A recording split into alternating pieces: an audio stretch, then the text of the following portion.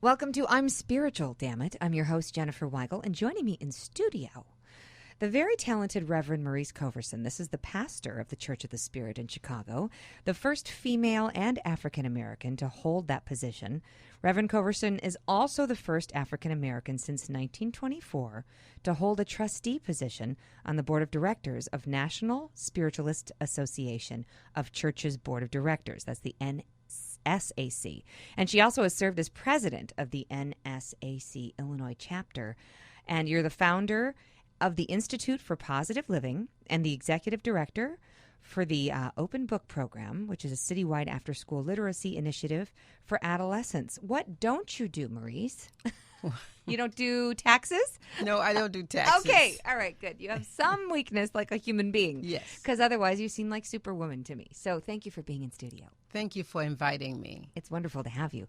I was introduced to Church of the Spirit through Diane Willis from Chicago Ions after I spoke there, and then I went to Church of the Spirit and discovered that Rick Christinat, who was my former agent, was also there, and he was a pastor with Church of the Spirit, and he has the gift of mediumship, which is unbelievable because I didn't know that when he was my agent. He was keeping that secret. Yes.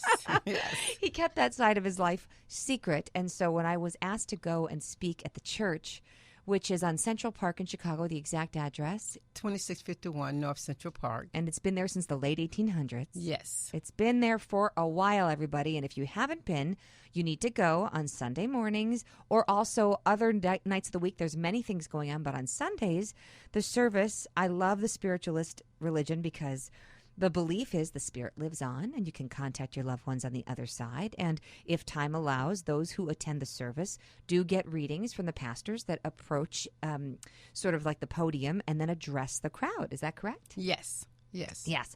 And so visiting mediums will come, visiting spiritualist pastors will come, and you have quite an incredible group there. And I was so impressed when I went there with my son, who at the time, I think he was 9. I brought my son. And you, Marrice, got to read my son. Oh, really? Yes. And you zoned right in on his challenges with math. Oh, wonderful. And I have to tell you, it was so powerful. My son says, I don't want to go back there, Mom. She's going to tell me what I'm not doing. But next time I'll tell him. That's right. Well, so I think for those who don't know, spiritualism was booming in the 1800s, and it's believed that during the time of Abraham Lincoln, one person in every household was a spiritualist. And there was sort of this movement and fascination with spiritualism, and it's all over the nation. And you need to tell the listeners a little bit more about the history so that I don't fill in the blanks incorrectly. So what year was it founded? You're doing well. It was the Fox Sisters in 1848. The Fox Sisters heard this rapping. Mm-hmm. But before then it had been, but they heard the rapping. That was the beginning of modern spiritualism. Mm-hmm. And they heard the rapping in the walls. Yes, they heard the rapping, and they would say, if I rap 2 times, rap me back for an example. Mm-hmm. And the spirit did that. So what do you say to those who are steeped in their Christian faith? Because the spiritualism is very God-based, but it's also science-based. That can be confusing to some people. So explain that to me. Well, it's science-based because it can be proven. Mm-hmm. And it's a religion because it's a way of life. So why can it be proven? For those who are skeptics and say that you all are just guessing about the name of somebody's dead Uncle Stan, how do you explain to them that it can be proven? It can be proven because what we do is contact those relatives in the spirit world, and we give evidential information that there is no death and no dead and no dying. So we give that evidential information by contacting our spirit friends and our loved ones and letting them know that they're there. Like you may say, your Aunt Jane may come and say, I had dollies on my table. Right. And so that would let you know that that is really your Aunt James. We try to give you evidential information. We say that we're not psychics, we are mediums. Because psychics want to tell you what's going to happen on Tuesday, and mediums want to talk to your dead loved ones. Right. Mm-hmm. Yes. And to become a spiritual pastor, you have to pass unbelievable testing. You have to be, was it 80% or more accurate? Is that it? Yes, you have to pass tests. You You have to take a course and coursework to learn about the history of spiritualism, and then you have to be able to pass the test and know the information. So what are some of the other rules or basis, I should say, themes in spiritualism? Well, the other is we believe in life after death. We believe that, we believe in that supreme being, not a anthropomorphic God, not a man or a woman, but we believe in energy, that an energy that is everywhere in everything. So we believe in that.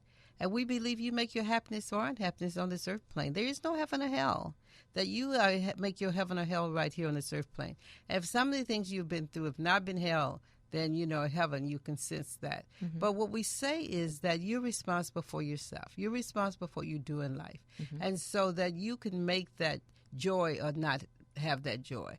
We like to blame other people for what's happening in our lives. We like to say you're responsible, that you're making me unhappy. But in a sense, we're making ourselves unhappy. We are creating our world. We believe you create your world. You manifest your world through your thoughts and through your actions. The law of attraction is always working. The law of cause and effect is always working.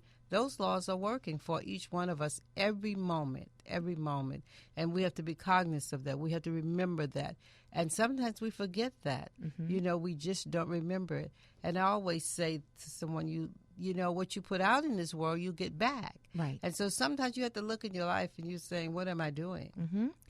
So when you say what you put out, you get back, what do you think of those people that kind of get in victim mode and say, well, woe is me, I broke my leg, or woe is me, my child died, or, they do you think bad things can happen to good people, or is that part of cause and effect and karma or something? I think bad things can happen to good people. My son got killed, and that was a bad thing that happened to me.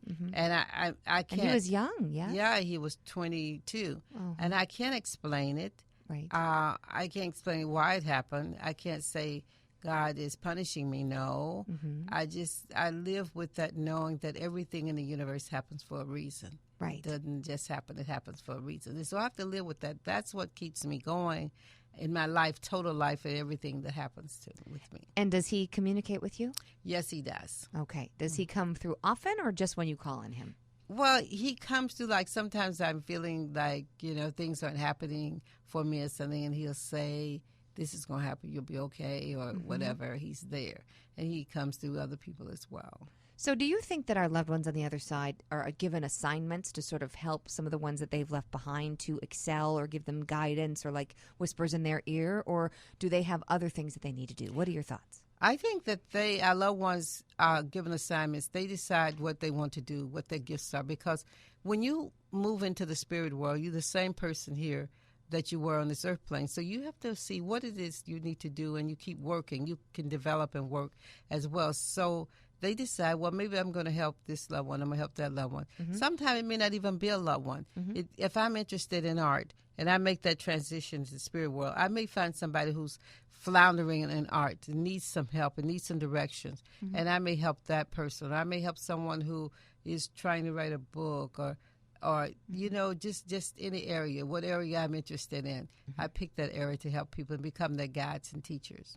So sometimes our loved ones on the other side will have an opinion about, you say you're not psychic, but sometimes Uncle Leo might not like your boyfriend. I mean, they'll have opinions on things that are going to happen. Is that true? Right. And lots of times they'll tell you, we say that we are mediums and we not psychics, but we touch into those in the spirits world. So lots of times when we touch in, we give messages from the spirit world, the evidential messages, but we do give life messages, because people want life messages. We, on this earth plane, we cannot divide the fact from our spirit, from our human flesh that we have here. So we are all in tune and want to know if we're going to get a house, know if we get a boyfriend, or know if we should get rid of our husband, whatever.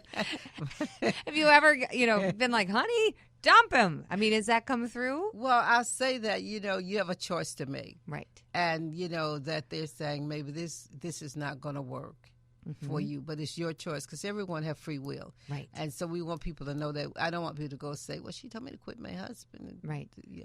We can choose any moment to Yeah. turn left or turn right or pick up the phone and go on a cruise or not. Right, yes. Mm-hmm. Yes, and you can't fault anyone else for it. You know, you make that choice. Right. So when you first started getting messages, talk to me about how this started coming through for you. Is it clairaudient, clairvoyant, claircognizant, clairsentient? How does the message come through? I'm clairvoyant, and sometimes I see, I'm like, I see in my head. Like in your mind's eye. In my mind's eye. Mm-hmm. Like And a little movie plays Yeah, out. a little movie plays out. And now I'm beginning to be more of a Audience? blind, a medium that someone works with me. What is that? I'm just Oh, losing. like a channel? I'm getting more like a child now. And so, and I go into that sometimes now. Like a trance, where the message is coming trance right is through you? That's what I want to say, Okay. trance. I'm beginning to, I've trance for a while, but it's getting much more pronounced now. And who do you think takes you over? Well, it's a little girl or a man. I don't know their names. They said It's either or? yeah, they come through? Yeah, and the man always say that he's very rough in his speaking, and he always say that, you know, I went to someone and they gave me I went back and to see if what my guides were, Mm-hmm. and he said, well, you don't need to know who I am.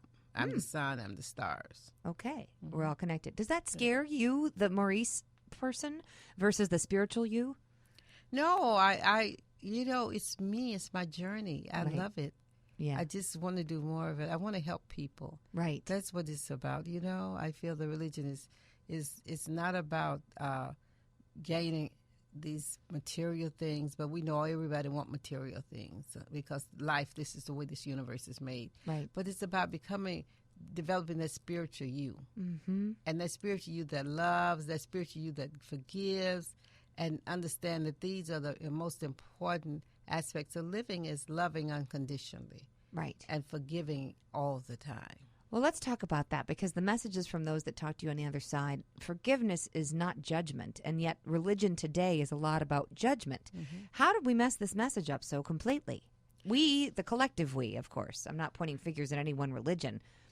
I know, and you know, we see all these manifestations in the Bible, Yes. and spiritual manifestations, and people, Of judgment? yeah, Mm-hmm. and we tend to take that and feel that we should judge. And don't you think some of that was lost in translation over the many decades it took to chisel it from from template to template? Yeah, that's what I say. You know, I went to seminary, Mm-hmm. and so it's like we talked about that. There's so many people have written these books, they over and over, Right. and so they put their own tweak to it and their own thoughts to it, and so you have to be able to read through the lines, and the basic part of living is treating people right. And that's the spiritualist golden rule. Treat Right. others the way you'd like to be treated. Right. Mm-hmm. And that's the basic part of the living, and it goes through all the books. Even they have the books in the Bible. They have all these other aspects to it, but it goes in the Bible that also that, you know, it's a way you treat people. Mm-hmm. You have to pull it out sometimes. We see some horrible things happening in the Bible. You know, people giving up their daughter to men and take her into the stake and killing some People getting stoned. and Oh, all yeah. that. You know, but that is not what we should be doing. Mm-hmm. But it's also life. If you connect it all together, you say that the Bible is your life and my life. Mm-hmm. We see some of that happening every day. Mm-hmm. And it's just, so men wrote those books, and so they was doing those things. Right. And those things have continued to be done. Right. Yeah. So they were compiling it. It was sort of like their PR slant Right. at the time. Yes. And there are some people that believe that the Bible that they see in church fell out of the sky in its written form, and it's not that way. No, it's not. And they believe that because they have to have something to hold on to. Correct. Everybody, you know, have to have something to hold on to. So what do you say then to those who are in the Christian faith that think that the Deuteronomy or whatever those one, you know, Deuteronomy, they always throw that, you know, you shouldn't be going to gypsies and seers and psychics and mediums. And of course, was it Saul that forbid the practice of going to mediums? But then when he wanted to call up the spirit of Samuel, by golly, he found himself a medium so he could go talk to Saul, or rather to Samuel. And then Samuel came through I got this from a Roman Catholic priest told me that. So, there's references through the Bible of mediumship being used. All the way through the Bible. Yeah, you know, and they talk about Jesus, and Jesus performed healing miracles. Healing miracles. And you at the burning bush and its symbolic meaning. All of that. So all of that is what mediumship is about. But what people have done is separated it out and not see it for what it is. They use their own slant to it, and every religion does that, and the pastors do that. That's the way they create the fear. They create the fear, and so people live by fear, and they go to church on Sunday. They put their money in, and that fear keeps them going. Mm-hmm. And it's a shame because we all have the ability to speak to our dead loved ones and get messages and guidance on a daily basis if we chose to tap into it. But our pastors sometimes make us afraid to even go there. Yeah, and a lot of pastors are mediumistic. Yeah. There are a lot because they pray and they meditate, and so that's what happens to them. But they realize it, but they don't utilize it. But they utilize it in their own way. Mm-hmm. Yeah, and I know that I have given a couple of pastors readings, and they, they were for their readings, but when they get into church, they probably would tell people, don't go to a psychic, don't go to those people. You lead the dead to be dead. Mm-hmm. But then they're still coming to you on the side. Right, yeah. There is no death, There is no death. Yeah, exactly. And that's what Rick Christinat, may he rest in peace, because he died very unexpectedly laying down to take a nap and then never woke up. And it was very tragic because I just reconnected with Rick, and it was just a few years ago. And he was so funny because he leaned over. We were sitting looking out at the congregation. Everyone's looking back at us, and we're sitting in these chairs sort of on the stage. Mm-hmm. And he's leaning over, and he says, "You're going to write another book." And then I lean over. I said, "Okay, what about?" And he said, "A woman, a famous woman, a first lady." And I said, "Is she dead or alive?" And he leaned over, and he goes, "There is no death." And I go, "Is she here or there?" And he says, "She's there, and she's very misunderstood." So maybe, Rick, if you're over there now on the other side, you can give me whatever that download is of the book that you say I'm going to write about a first lady who was very misunderstood. Does Rick come to you? He comes sometimes in the church.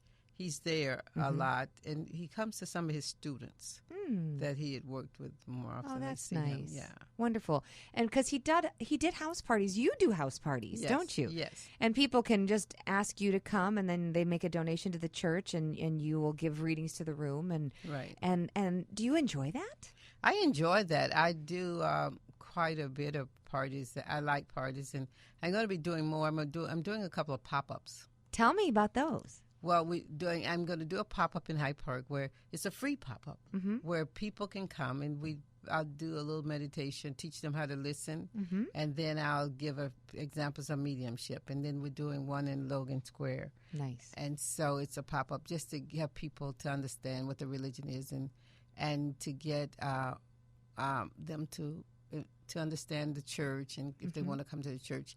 And then also I've started working on my business, which I do personal readings to myself. So, and it's not for the church; it's for my own business. And also life coaching, and you help with the kids, and the reading, and all those things. And then I have a nonprofit, which I focus on because our kids don't love to read, and reading is so crucial. And so we have kids to read a book, and they perform the book for the author. Usually the author performs with the kids. But the kids perform the book for the author. And of every book they read and they journal, we have our own journal, our own curriculum. And then we have other activities, after school program. And we try to work with kids who've had issues with the system, the juvenile system, so that they can get back on track. So we have a technology lab. So we try to be, help kids as much as we can, because the universe, these are our kids. This is not their kids or somebody else's kids. These are our kids. It's these a community. Children are our children. That's right. And so we have to take care of them. Yes, we do. How old were you when you first knew you had this gift? Well, I was in I was in high school. I must have been 11th grade or 10th grade. And we didn't have a car, so I was taking driver's ed. Mm-hmm. And so the driver's ed teacher said, when I was backing up, he said, you'll make a preacher cuss backing up. You'll make a preacher cuss. Yeah. Yeah. So I went home. I can remember so clearly. I had a dream that night. Mm-hmm. I had a dream my mother was there, and I backed up really straight. My mother was deceased when I was 12. She died when you were 12. Mm-hmm. Okay. Mm-hmm. So I backed up so properly. So when I went to my driver's ed class, I backed up. He was like amazed. Yeah. But Spirit backed me up straight. When I went to take my driver's license down in Mississippi, I'm from Mississippi, I backed up straight. Now, you can ask me, have you backed up straight again? And I say, no. I have to go out and come in and go out and then come in 100 times before So you were only divinely guided once? Yeah. But I knew so I could get that certificate in school. Right. Very good. So that was your first encounter. That was my first encounter with Spirit. Wow. And then, I had other little encounters in college because I had no financial help, and Spirit just put people in my path, and that, I had money all the time. It was the gift. So then how did you develop your intuition and your radar and your inner GPS to really be who you are today? I came to Chicago, and I have a sorority sister. I'm a Delta, Delta Sigma Theta sorority. I'm a member. And someone had introduced me to her when I first came. She introduced me to a little church at 6146 South Ashland, a Spiritualist church. Uh-huh. And a lady named Louise Washington, who became like my mother, who went when I got my master's, she was there, and the church was there. So this church became my family. And in that church, I developed the beginning of my mediumship. I started hearing, I started listening in that church. And then I start going to classes. Nice. So you made it, and then you think it's like a muscle we can all develop if we work at it? I think you can develop it to a point, but everybody isn't. Everyone is intuitive, but everyone is a mediumistic. Correct. Mm-hmm. So it's like everybody can shoot a basketball, but not everybody's Michael Jordan. Right. Okay. So you think that that's something that God just decides who to gift with? Well, I think that, I don't know how I developed the gift. It might have come through family, Yeah, I was going to ask, does it run in your family? I don't know. I don't know much about my family history, but it could have. And you never know which path you're going to be on. This is not the path that I would have chosen for myself. Mm-hmm. But somebody chose it for you. Yeah, but it was chosen by the universe for me. So I know that there's a universal divine guidance because this is not what I would be doing. What would you be doing if you weren't doing this? I always wanted to be a lawyer. A lawyer? Yeah. Arguing with people on this side instead of the other side? Yeah. I always wanted to be a lawyer. When I was in high school, I wanted to be a lawyer. So I would say that maybe you had a past life as a lawyer, but you as spiritualists don't believe in past lives, do you? No, because it hasn't been proven. It can't. How can you say that hasn't been proven when people get hypnotized into like remembering castles that existed and you're talking to dead relatives and that can be proven? Spiritualism say that it can be proven. Mm-hmm. I have not, I know I can talk to dead relatives. Mm-hmm. But I haven't seen anyone from another life. I haven't seen another life. Like I went to one of those past life regression. Yeah. And, I don't know if I saw myself on a horse or something. Mm-hmm. But I don't know. I could just been thinking that. Right. Well, so I'll give you an example of what I felt was proof. I was in Newport, Rhode Island, which is a very old town. Uh-huh. And I always felt like the first time I went there, like I'd been there a million times. Couldn't explain it, how familiar it was. And I was walking down one of these cobblestone roads that dates back to the 1600s or whatever. And I literally thought, turn left and the cemetery's on your right. I turned left and Marrice, the cemetery was right there on my right. And it looked so familiar. I'd seen it before. I'm like, there's videos out there of little kids that were, fighter pilots in World War II fighting the Germans. And then they, tell their parents about the battles that they went to. And then those parents take that kid to meet the other families of the people that they were in the war with. How do we explain that? That seems kind of proofy to me. Well, yeah, it does. But the National Church, they have taken the stand that it hadn't been proven. And until I go, like when you told me that, it sounds like that's it. Right. You know, that Newport story? Yeah, the Newport story. Yeah. But, I need to have the Newport story. You have to have the experience. Yeah. And that's what I tell Yeah. people who are cynical and skeptical. Until they experience something that rocks their universe, they need to come to Church of the Spirit on a Sunday and have you, Marrice, look right at them and say, do your math homework. You're blowing it off, which is what happened to my son. I mean, then they won't believe until they have the experience. Yeah, people don't believe until you give them the exact information. Right. So, I love doing that now. I love working with people. I love helping people navigate their lives and understand who they are. And, I love giving sermons. I really do. You are so gifted at it. Thank you. You are. Yeah. Churchofthespirit.org is where people can find out more about it. What kind of classes are you offering now? Well, we have a seance going.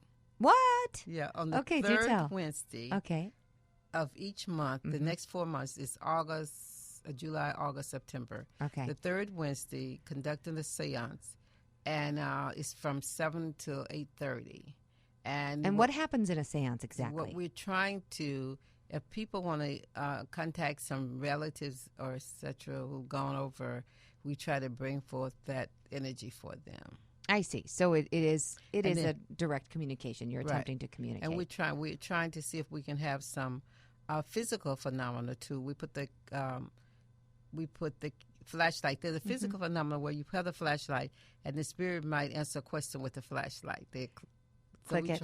Trying to do that. And then we have some trumpets, if we can get the trumpets off the floor. Has that happened? Not yet. Okay. Now, I've interviewed some mediums that say don't dabble in seances, don't dabble in Ouija boards, because there are some lost, trapped spirits that aren't in the light that are bored and looking to mess with somebody. Do you believe that? Well, I know they're undeveloped spirits. But when we pray, like in a seance, we ask only the highest come into your vibration. And that's what you do, ask them for only the highest. And so I think that you have to be careful with Ouija boards, because you can bring in negative spirits. And if you're not familiar with doing it, and you're not familiar with how to release them and how do they go, because sometimes they need to go into the light and they've been just earthbound. Have you ever had that happen where you see a spirit that is not in the light and you've talked it into the light? Well, no, I've gone to do houses that aren't clear. And make sure and get the spirits, and I do a cleansing of the house where they're undeveloped spirits or people that's sitting in there and they're causing issues for the people. And is that just because they're stuck because they haven't gone in the light? Yeah, and sometimes they don't. Sometimes they don't know they have made that transition. Sometimes they are uncomfortable with transition. Don't want to leave us on this earth plane because they're so in love with us. And this human body, it is a difficult thing. I was telling the people in church, it is a difficult thing to know that you're going to have to release this human body, and I can't touch somebody, I can't talk to them, and they can't hear me unless they tune in. And so it's a difficult thing. We have to get to understanding that it happens to all of us. Do you think, if anybody's listening right now, what would you guide them to do differently with each day other than treat others the way that you would like to be treated, knowing what you know from the other side and what they've told you? Well, I say to people, this day is your day. You can make it what you want it to be. Nice. Every day is your day. You can make it what you want it to be. And when you say that, that means, how do you live? How do you think? And I say to everybody, pay attention to your thoughts. That's the most important thing. Pay attention to your thoughts, because your thoughts direct your action. And so if you pay attention to your thoughts, and when those negative thoughts come, I say move them like clouds. Move them out like the clouds move. And try to bring in those blue clouds instead of having those white clouds, because each one of us is in charge of our lives. Perfect. Is there anything? We were in the elevator, Marrice, and I swear you looked off to the side and it looked like you were watching a movie. Something coming through. Does that happen to you when you're in the world? When we're sitting here right now, is anything popping into your mind that you think my dead dad wants me to know? Well, I feel like you're going to be taking a major trip. Okay. And it's not planned. It's not on your radar. Just ask me. And there's a major trip coming up for you. And I feel like that you're going to be, and this major trip might be out of the country. Out of the country. Yeah. because it's a major trip. But I also feel like you're getting settled. But as you get settled, the Spirit is bringing something else in your house vibration. As you get settled, Spirit is bringing something else to you. Another house? Yes, another house. But I just moved. I know, but if you get settled, it's like you get settled. It may not be right now, but you get settled. But Spirit is moving something out of your life and putting something in your life. And this is a person moving out of your life and putting something in your life and person. And I see someone walking, slim walking in. I see them with a brown, it looked like a brown suit here. But I see someone walking in life, and I feel very good about the person. And the person maybe have a lot to do with travel or something of that nature. But this is a turning point, Jenniffer, in your life. Yeah. And also I see this moving to another level. And it's another level. And that's soon. And You just, for all the listeners, you felt, you just like got a, like you did a little wiggle and your eyes bulged. It's like I got this, the Spirit just really, I know it's, because Spirit just all of a sudden it came over me. But there's something new, and it's so I don't want to worry about the past because the past is over. Right. And so this is, I see a new light, a new beginning, and this is a part of your beginning. But it's other aspects of your life, the career life. Like this may not generate an income of a nature, but I see something where it moves to generate.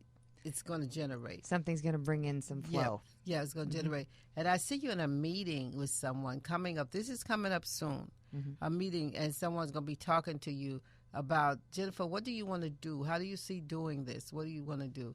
So I feel like this is a good point in your life. And it may be someone from this, WGN. Broadcast world. Broadcasting, yeah. Because I feel like that you're on the tip of something. You're on the tip of something opening up, and the tip of something that might bring some more listeners. More listeners. So Spirit is guiding you. Your Father is here. And then there's a woman here who loved you very much when she was on this earth plane. She loved you a lot. And she loved you when you were, I feel like you were a baby. She was around you.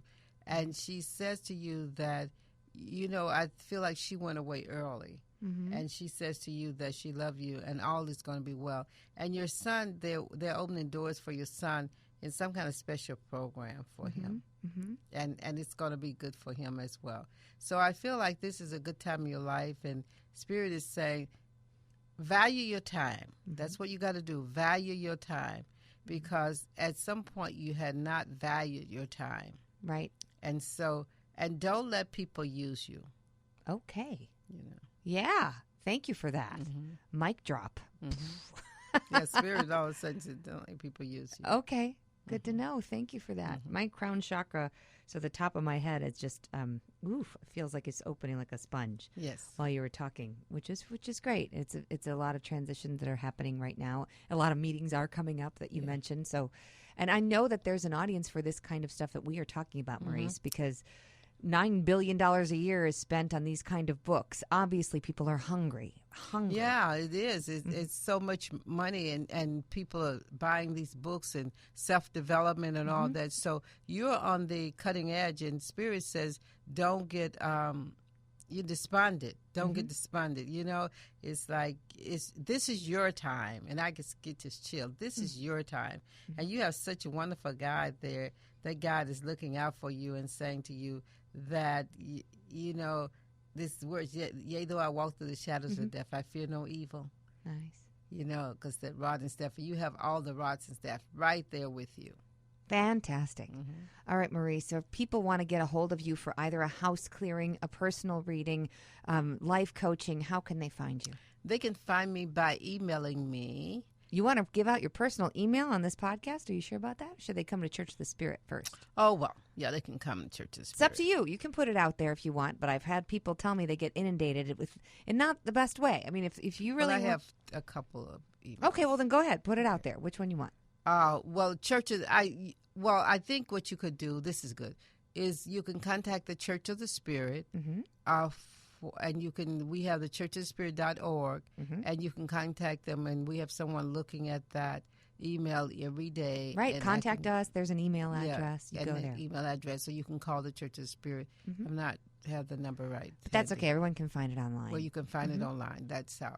So anyway, blessings to all that's listening. Absolutely. Embrace the unknown. Treat others the way you'd like to be treated. And today is your day. Yes.